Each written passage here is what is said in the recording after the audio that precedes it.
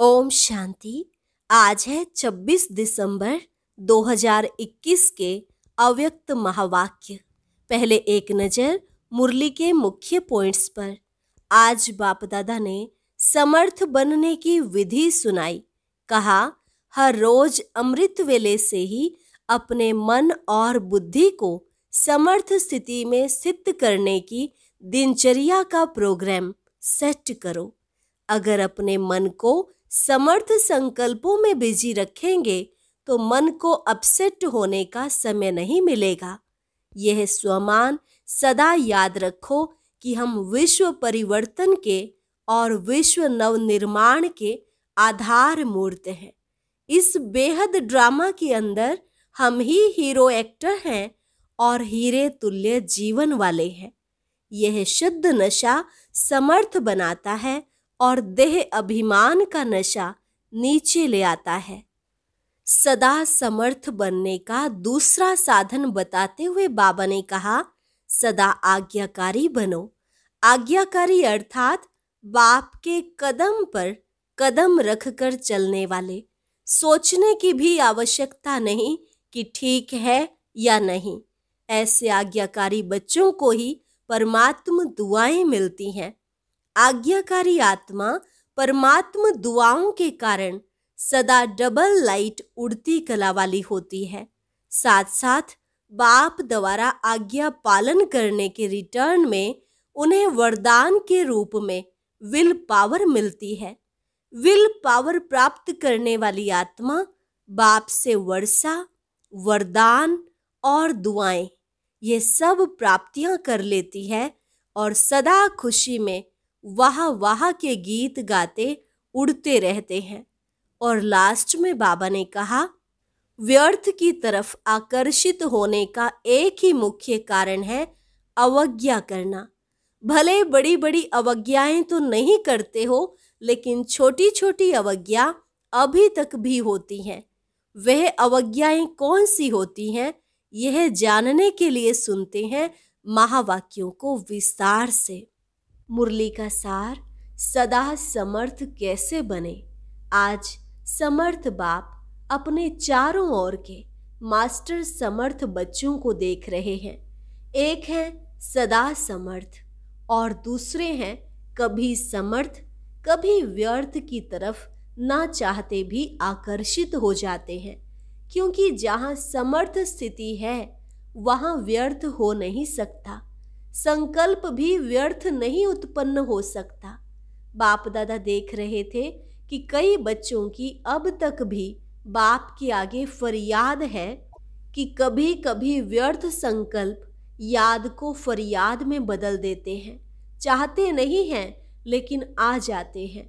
विकल्पों की स्टेज को तो मेजॉरिटी समय तक समाप्त कर लिया है, लेकिन व्यर्थ देखना, व्यर्थ सुनना और सोचना, व्यर्थ समय गवाना, इसमें फुल पास नहीं है। क्योंकि अमृत वेले से सारे दिन की दिनचर्या में अपने मन और बुद्धि को समर्थ स्थिति में स्थित करने का प्रोग्राम सेट नहीं करते, इसलिए अपसेट हो जाते हैं। जैसे अपने स्थूल कार्य के प्रोग्राम को दिनचर्या प्रमाण सेट करते हो, ऐसे अपनी मनसा समर्थ स्थिति का प्रोग्राम सेट करेंगे तो स्वतः ही कभी अपसेट नहीं होंगे। जितना अपने मन को समर्थ संकल्पों में बिजी रखेंगे तो मन को अपसेट होने का समय ही नहीं मिलेगा। आजकल की दुनिया में बड़ी पोजीशन वाले, जिन्हों को आईपी या वीआईपी कहते हैं, वह सदा अपने कार्य की दिनचर्या को समय प्रमाण सेट करते हैं। तो आप कौन हो? वह भले वीआईपी हैं, लेकिन सारे विश्व में ईश्वरीय संतान के नाते, ब्राह्मण जीवन के नाते आप कितनी भी वी आगे लगा दो तो भी कम है।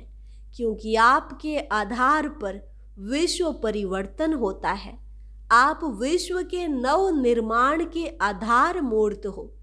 बेहद के ड्रामा के अंदर हीरो एक्टर हो, हीरे तुल्य जीवन वाले हो, तो कितने बड़े हुए। यह शुद्ध नशा समर्थ बनाता है और देह अभिमान का नशा नीचे ले आता है। आपका आत्मिक रूहानी नशा है, इसलिए नीचे नहीं ले आता, सदा ऊंची उड़ती कला की ओर ले जाता है। तो व्यर्थ तरफ आकर्षित होने का कारण है अपने मन बुद्धि की दिनचर्या सेट नहीं करते हो। मन को बिजी रखने की कला संपूर्ण रीति से सदा यूज नहीं करते हो। दूसरी बात, बाप दादा ने अमृत वेले से लेकर रात के सोने तक मनसा वाचा कर्मणा और संबंध संपर्क में कैसे चलना है व रहना है, सबके लिए श्रीमत अर्थात आज्ञा दी हुई है। मनसा में क्या स्मृति में रखना है, यह हर कर्म में अपनी मनसा स्थिति का डायरेक्शन आज्ञा मिली हुई है। और आप सब आज्ञाकारी बच्चे हो ना, वह बन रहे हो। आज्ञाकारी अर्थात बाप के संबंध से बाप के फुट स्टेप लेने वाले, अर्थात कदम के ऊपर कदम रखने वाले। और दूसरा नाता है सजनियों का। तो सजनी भी क्या करती है, उनको क्या शिक्षा मिलती है, साजन के कदम ऊपर कदम चलो। तो आज्ञाकारी अर्थात बाप दादा के आज्ञा रूपी कदम पर कदम रखना, यह सहज है वो मुश्किल है। कहाँ कदम रखें, ठीक है व नहीं है, यह सोचने की भी जरूरत नहीं है। सहज, लेकिन सारे दिन में चलते चलते कोई न कोई आज्ञाओं का उल्लंघन हो जाता है। बातें छोटी छोटी होती हैं, लेकिन अवज्ञा होने से थोड़ा थोड़ा बोझ इकट्ठा हो जाता है। आज्ञाकारी को सर्व संबंधों से परमात्म दुआएं मिलती हैं, यह नियम है।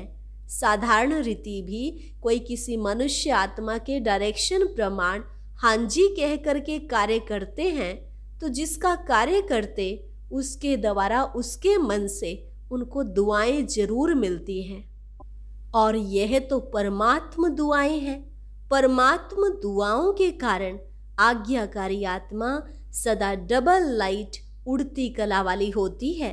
साथ साथ आज्ञाकारी आत्मा को आज्ञा पालन करने के रिटर्न में बाप द्वारा विल पावर विशेष वरदान के रूप में, वर्षे के रूप में मिलती है। बाप सब पावर्स विल में बच्चे को देते हैं, इसलिए सर्व पावर्स सहज प्राप्त हो जाती हैं।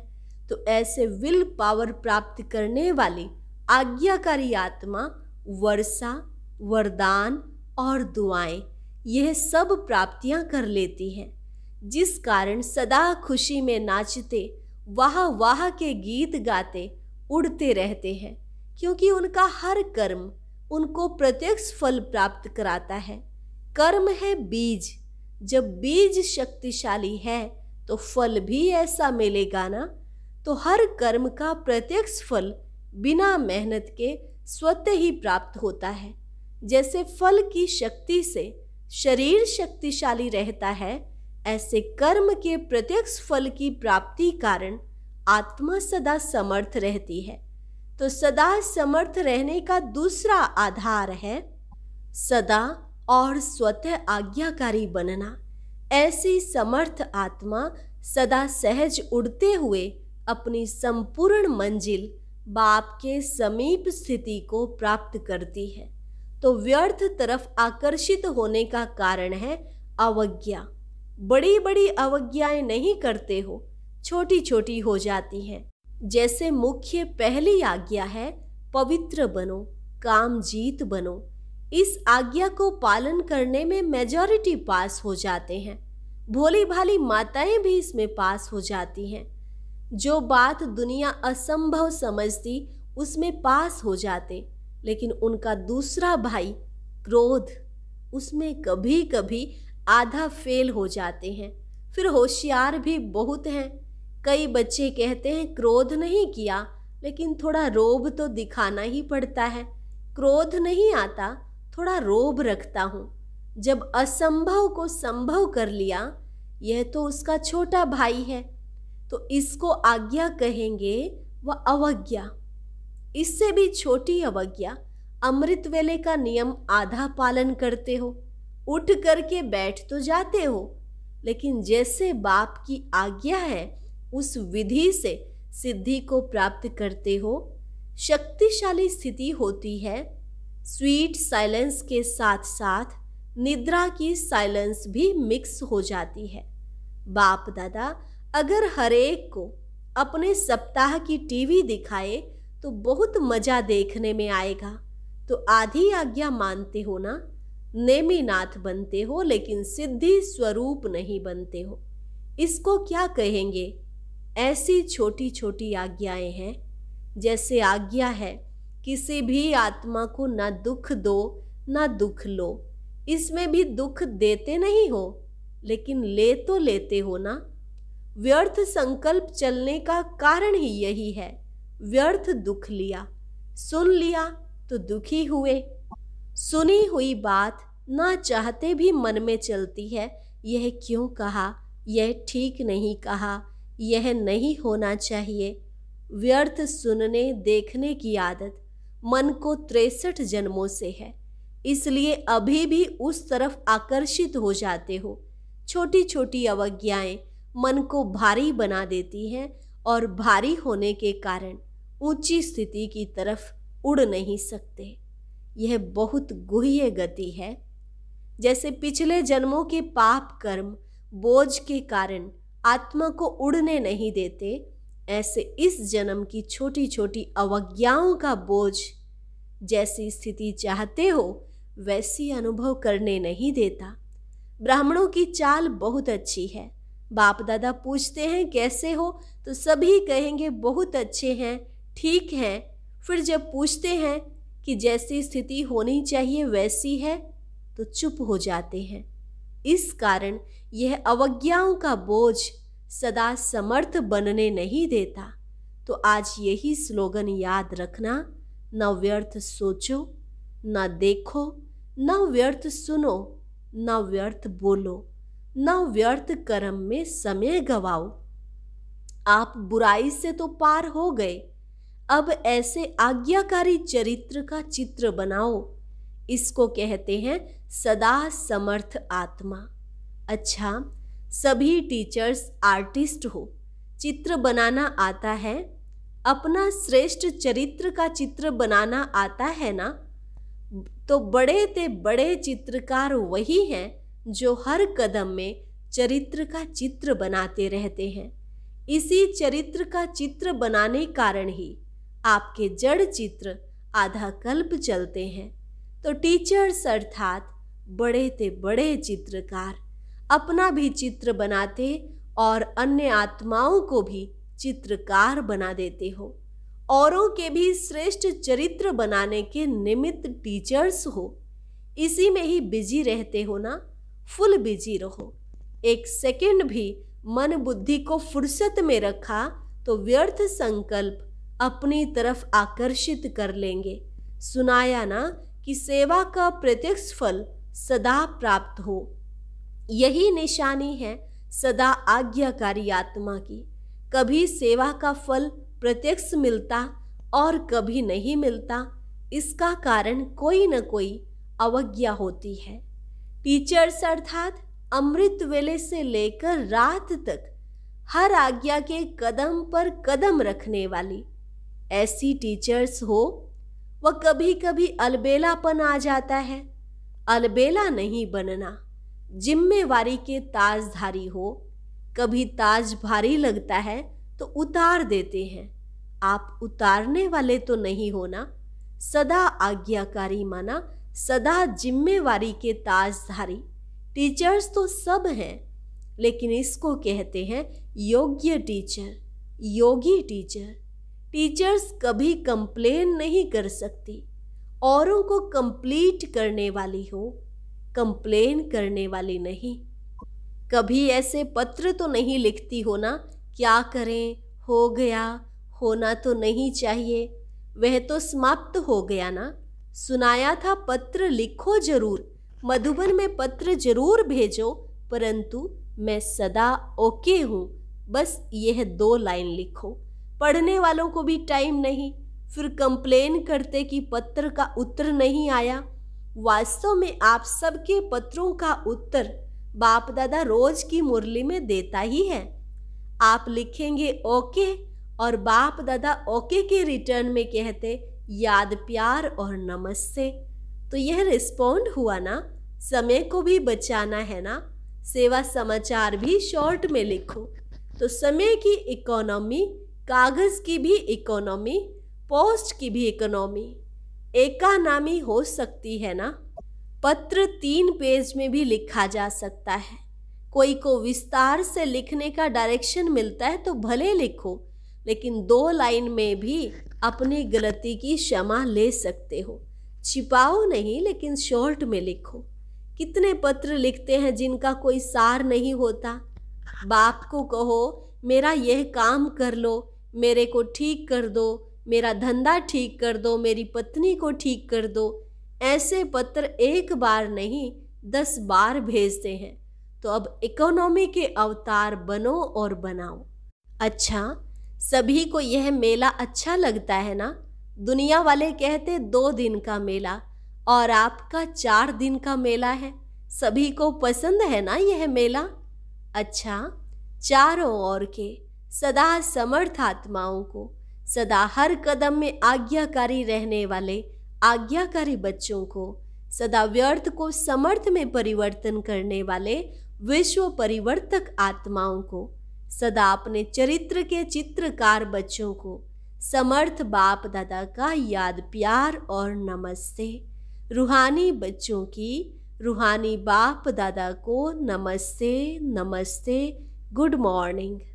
अभी अव्यक्त बाप दादा की जोन वाइज बच्चों से मुलाकात। बॉम्बे और गुजरात ग्रुप बेहद बाप के अर्थात बेहद के मालिक के बालक हैं, ऐसे समझते हो। बालक सो मालिक होता है, इसलिए बाप दादा बच्चों को मालेकम सलाम कहते हैं। बेहद बाप के बेहद के वर्षे के बालक सो मालिक हो, तो बेहद के वर्षे की खुशी भी बेहद होगी ना। बाप बच्चों को अपने से भी आगे रखते हैं। विश्व के राज्य का अधिकारी बच्चों को बनाते हैं, खुद तो नहीं बनते। तो वर्तमान और भविष्य दोनों अधिकार मिल गए और दोनों ही बेहद हैं।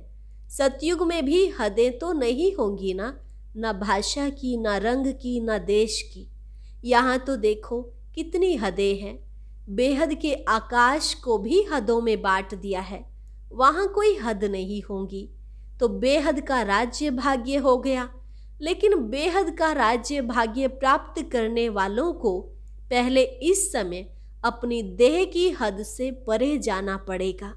अगर देह भान की हद से निकल गए और सभी हद से निकल जाएंगे। इसलिए बाप दादा कहते हैं पहले देह सहित देह के सब संबंधों से न्यारे बनो। पहले देह फिर देह के संबंधी। तो इस देह के भान की हद से निकले हो, क्योंकि देह की हद कभी भी ऊपर नहीं ले जाएगी।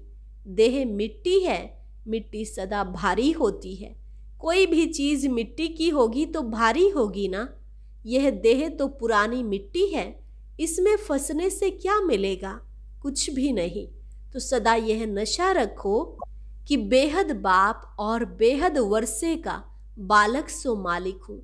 जब बालक बनना है उस समय मालिक नहीं बनो, और जब मालिक बनना है उस समय बालक नहीं बनो। जब कोई राय देनी है, प्लान सोचना है, कुछ कार्य करना है तो मालिक होकर करो। लेकिन जब मेजॉरिटी द्वारा या निमित्त बनी आत्माओं द्वारा कोई भी बात फाइनल हो जाती है तो उस समय बालक बन जाओ, उस समय मालिक नहीं बनो। मेरा ही विचार ठीक है, मेरा ही प्लान ठीक है, नहीं, उस समय मालिक नहीं बनो। किस समय राय बहादुर बनना है और किस समय राय मानने वाला बनना है, जिसको यह तरीका आ जाता है वह कभी नीचे ऊपर नहीं होता। वह पुरुषार्थ और सेवा में सफल रहता है, अपने को मोल्ड कर सकता है, अपने को झुका सकता है। झुकने वाले को सदैव ही सेवा का फल मिलता है और अपने अभिमान में रहने वाले को सेवा का फल नहीं मिलता है। तो सफलता की विधि है बालक सो मालिक। समय पर बालक बनना और समय पर मालिक बनना।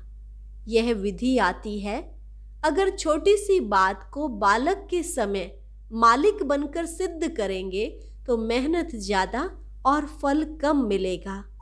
और जो विधि को जानते हैं, समय प्रमाण उसको मेहनत कम और फल ज्यादा मिलता है।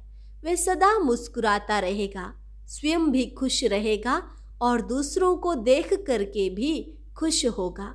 सिर्फ मैं बड़ा खुश रहता हूँ यह नहीं, लेकिन खुश करना भी है और खुश रहना भी है, तब राजा बनेंगे। अपने को मोल्ड करेंगे तो गोल्डन एज का अधिकार जरूर मिलेगा। अच्छा, वरदान स्थूल और सूक्ष्म दोनों रीति से स्वयं को बिजी रखने वाले मायाजीत विजयी भव। स्थूल और सूक्ष्म दोनों रीति से स्वयं को बिजी रखने वाले मायाजीत विजयी भव। स्वयं को सेवाधारी समझ अपनी रुचि उमंग से सेवा में बिजी रहो तो माया को चांस नहीं मिलेगा। जब संकल्प से, बुद्धि से, चाहे स्थूल कर्मणा से फ्री रहते हो तो माया चांस ले लेती है। लेकिन स्थूल और सूक्ष्म दोनों ही रीति से खुशी खुशी से सेवा में बिजी रहो तो खुशी के कारण माया सामना करने का साहस नहीं रख सकती। इसलिए स्वयं ही टीचर बन बुद्धि को बिजी रखने का डेली प्रोग्राम बनाओ तो माया जीत विजयी बन जाएंगे। स्लोगन, निश्चय और फलक से कहो बाबा मेरे साथ है तो माया समीप आ नहीं सकती। निश्चय और फलक से कहो बाबा मेरे साथ है तो माया समीप आ नहीं सकती। अच्छा, और अब सुनते हैं आज का अव्यक्त ज्ञान मोती। ये एक बहुत संस्कारितापूर्ण वीडियो है, जरूर देखें, कोई भी मिस ना करे।